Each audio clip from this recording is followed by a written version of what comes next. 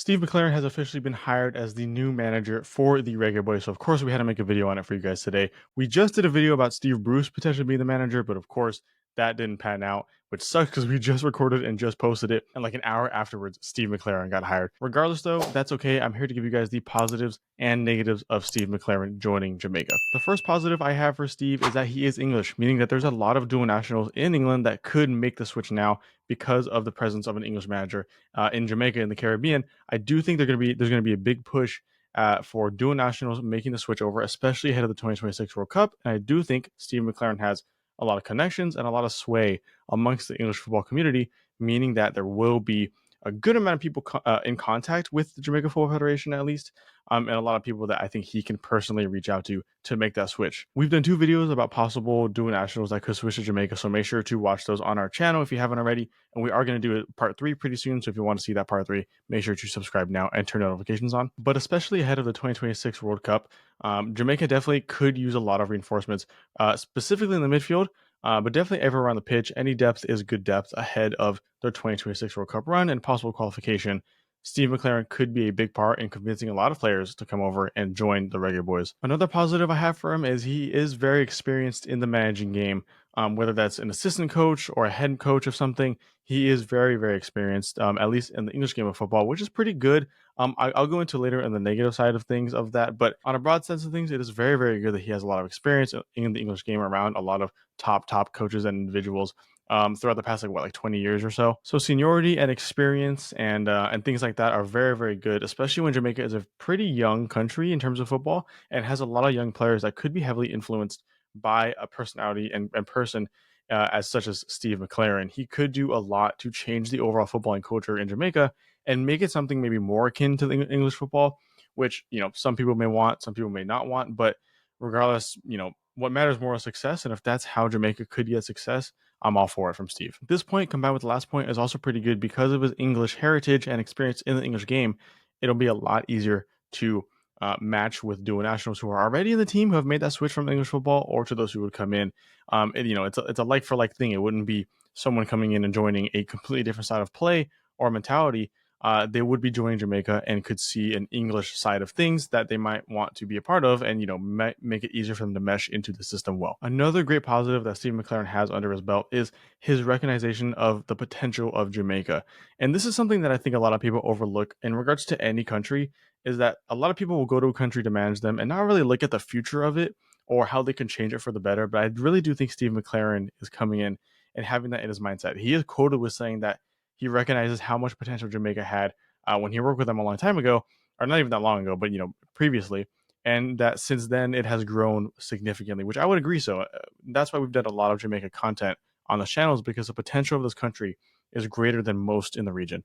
So his recognition of such a potential is huge, because that could change how he manages the team, and maybe even changes the footballing culture. It could give him more of an opportunity to play youngsters or develop the domestic game of Jamaican football for the better. Through his experience and through his acknowledgement of such a potential, it could be really, really good. The last main positive I have is that it's only a 2-year contract. As far as we know, I believe it is a 2-year contract, meaning that it extends through the end of the 2026 World Cup, which is really all you need as long as you have somebody to come in and change the culture and set the the whole system straight for Jamaica. I do think he could do that in 2 years, which means less pressure as well. You only have 2 years where all your really main focus is to qualify for the World Cup. Obviously, the Gold Cup and the Nations League are really, really important as well. And if you have good showings in those, it'll make yourself look better in the region for years to come, as well as prepare yourself better for top competition if they were to make it to the 2026 World Cup. So because it is a 2-year contract, I think it's really good. He doesn't have to feel the weight of a 4 or 5+ year contract with a lot of managers, have to deal with, of them feeling stuck for a while, especially if it doesn't go well. If it doesn't go well here, he can at least leave after 2 years, and Jamaica could reset again with somebody else. But hopefully it does go well, and obviously maybe he extends because it's going so well. Who knows? Those were all the positives. Let me know what you guys think about those in the comments down below. But let's move on to the negatives for Steve McLaren signing with Jamaica, and there's definitely a good few. Number one is he is obviously very old-fashioned. He's older. I think he's like 63 or so, but he's been around the English game for a long time. Not as much so, just in the recent part, but going back 2 or 3 decades. Him having that mentality can be a good thing because obviously you have a lot of knowledge about how the game works and whatnot for these players to learn from.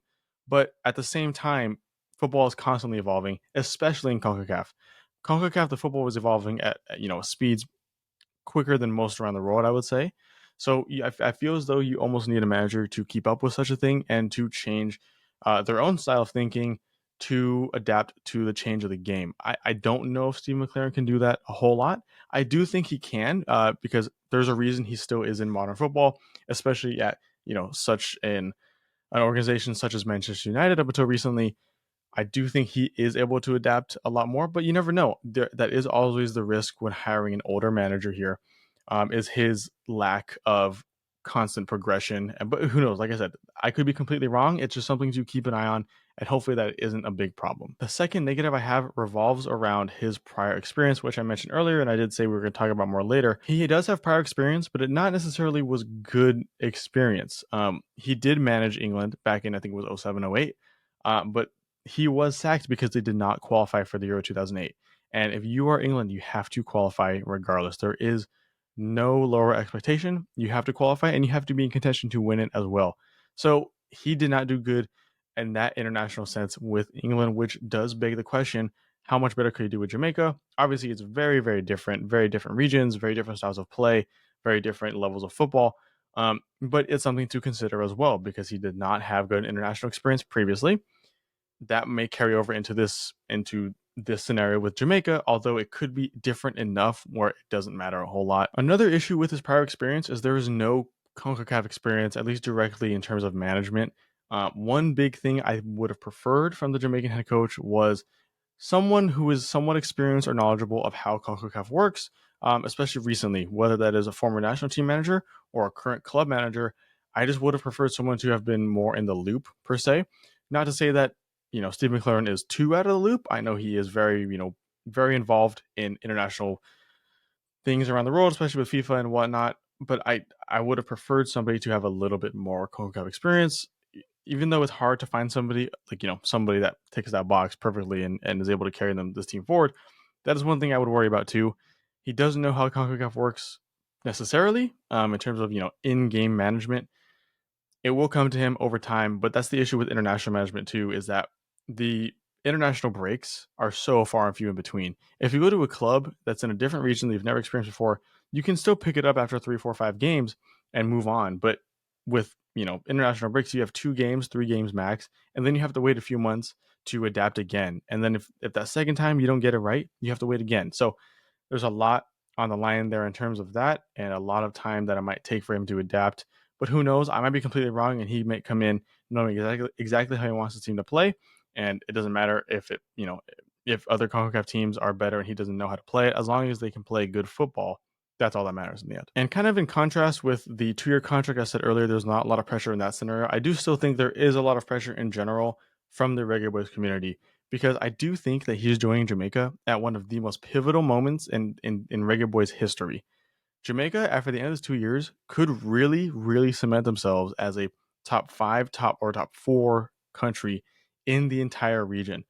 And that is something that I think they have to do right now, or else there will not be another chance for a long time afterwards. Jamaica are in a really good period of dual nationals and youth development, which is really good, and they need to take advantage of it. And Steve has to do that. I do think there's a lot of pressure from Reggae Boyz fans for him to lead the team into that, and at the very minimum, qualify for the World Cup, which I do think they should be able to do, especially if they are a top 4 or 5 CONCACAF team. It should be a lot easier now that Canada, USA, and Mexico are not a part of that qualification process, since they already are hosting.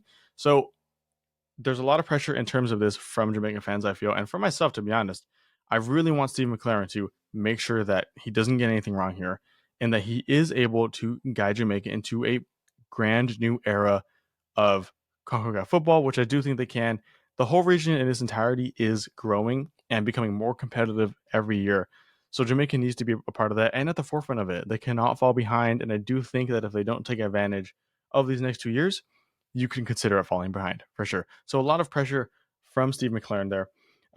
And he has to get it right, which I do think he will. I have faith that he will. It's just, obviously, you never know in these scenarios. Not take advantage of it and let it just dread on, and then it's just a bad manager decision, and then Jamaica are back to square one. Hopefully, it's not that scenario.